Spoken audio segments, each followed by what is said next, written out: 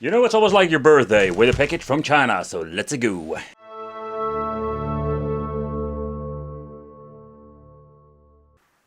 But how about the display? So it's powering on. You can just see that this is not an IPS panel. It's not the worst panel out there. It's just very reflective, already mentioned before. But no, it's okay. It's okay. I've seen worse. The menu, that is something we have seen before.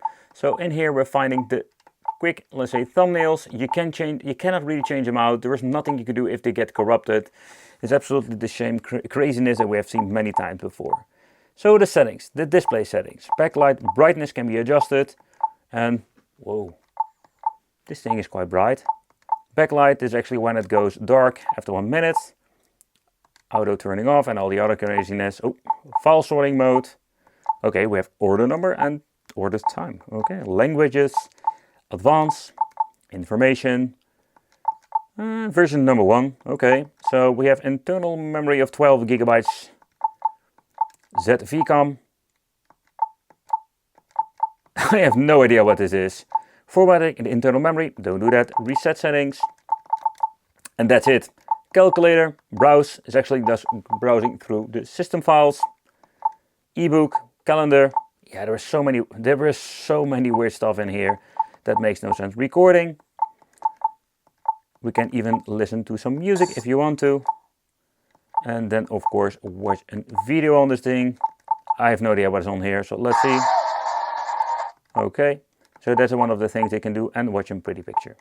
Or a naughty picture, depends how much and how naughty you are. Let's get into the gameplay.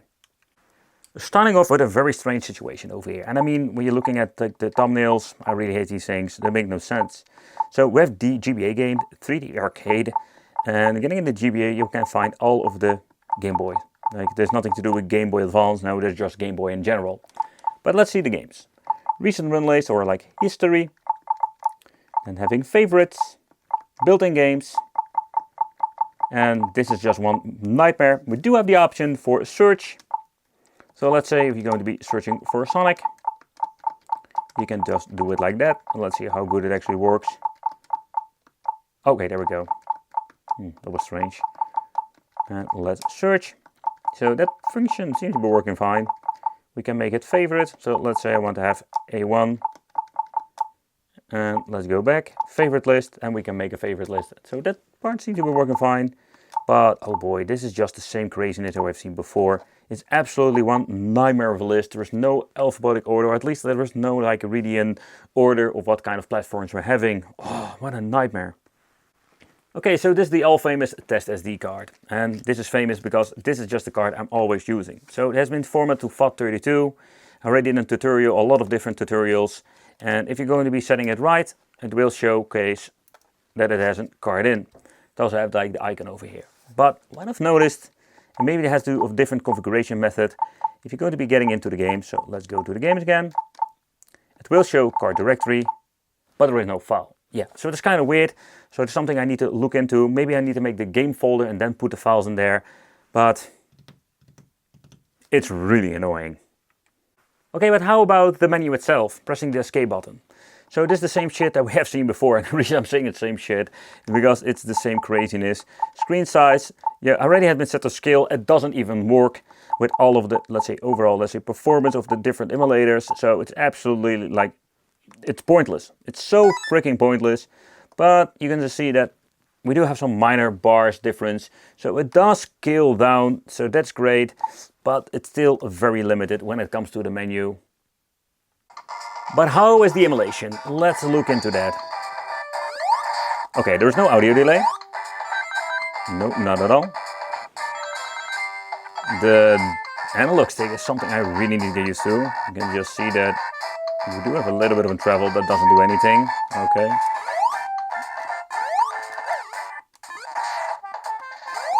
I can enjoy this. The 7-inch display is good enough to really enjoy these games. I can still remember the first generation that had such a horrible display that we cannot even look at it, or there's a weird like viewing angle.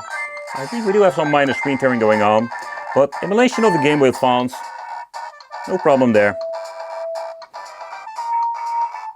So far so good also when it comes to the aspect ratio. Emulation for the NES seems to be working fine with no weird shenanigans going on with the audio. No audio delay. Oh man, this is such a fun game. I have played this so much as a child. But navigating through the stage, man, with this I don't understand why they keep doing this. Like, man, at least improve that freaking D-pad.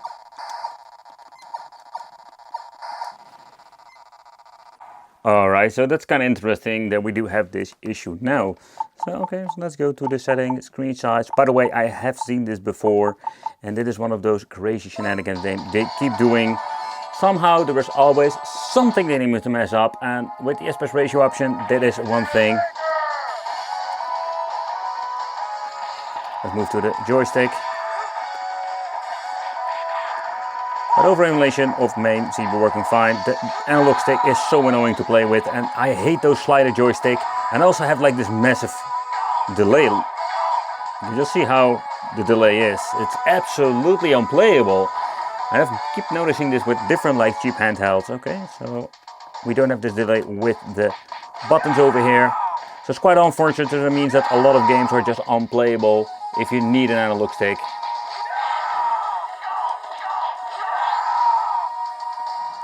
The positioning is not like it should be, and the way how it reacts. But emulation of MAME seems to be working fine. The ultimate test for this device is PlayStation. Do we have great emulation? Or is it just one big shenanigans like all the other devices? Oh, it stopped working. Okay, return to game.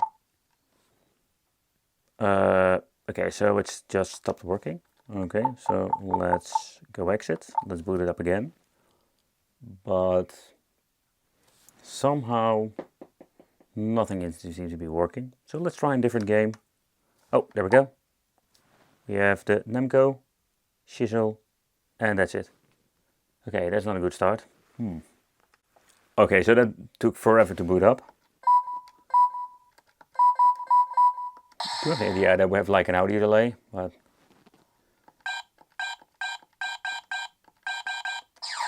well, without an audio delay. So it was very difficult to see, but let's get into the gameplay. Let's see how the overall emulation of PlayStation 1 is. Round 1. Fight. We do have this like stuttering music.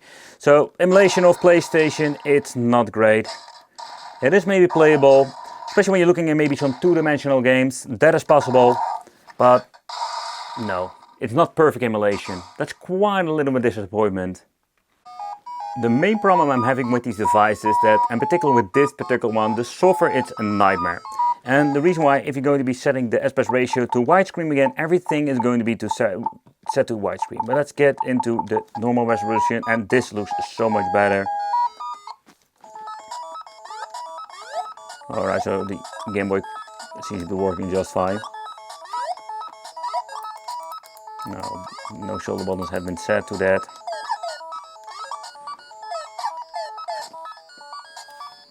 Well, on the PlayStation demo and also on the PC later on. But you can already hear in the audio itself that we did have a lot of issues going on. But let's play. Okay, so the analog stick is completely unplayable. Oh! Okay, the button seems to be mapped correctly. Okay, so, oh, there we go. So, where it's not perfect emulation, some of the games are playable.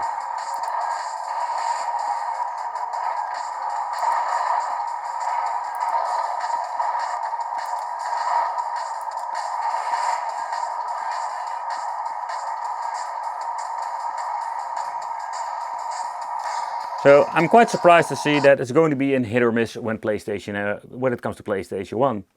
So one of the cool features that we're actually having the option for an HDMI out, something we didn't see before. So let's see how it works. Can we just plug it in and just actually play? Or do we need to do a restart or anything else? Nope, it automatically goes into, let's say, the HDMI, and we can just play through the monitor itself. So that's great.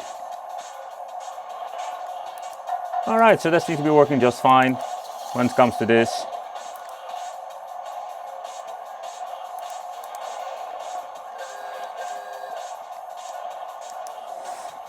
The only thing I'm missing with this, normally we're having 8 buttons, and that is for rotating the turret on top of the tank. So when it comes to certain games, this is playable. Also when it comes to the controls and emulation wise, but take consideration that we do need some extra buttons with some games.